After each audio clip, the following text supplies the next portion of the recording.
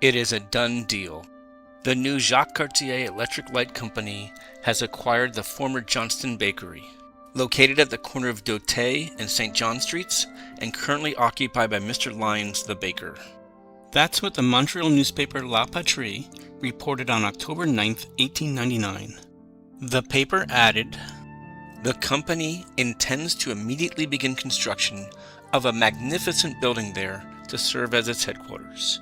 This is yet another relic of Quebec City from the era of French rule that is threatened with disappearance."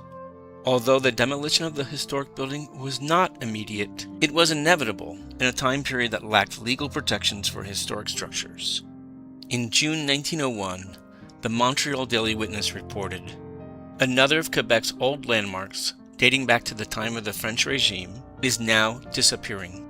The article explained that the new owner is now having it demolished in order to erect a fine, modern building upon its site for its head offices. The curious old structure, which it will replace, was erected as far back as 1688. Although this was a Quebec City story, it has occurred thousands of times all over the world. A locally prominent building is torn down in the name of progress. In this case, to facilitate new electric service in the provincial capital. The building had been home to a bakery as far back as the 1840s.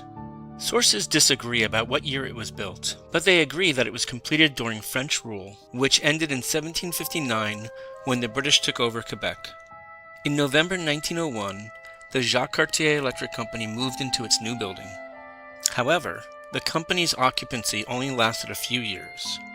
Around 1912, the building became a branch of the Canadian Bank of Commerce. Now known as CIBC, the bank stayed here until the 1990s. But nowadays, the building has a shop on the ground floor, and upstairs an apartment available for short stays. In another familiar pattern, a building once viewed as modern, and which wiped out a historic landmark, is today celebrated as a heritage building. Thanks for watching.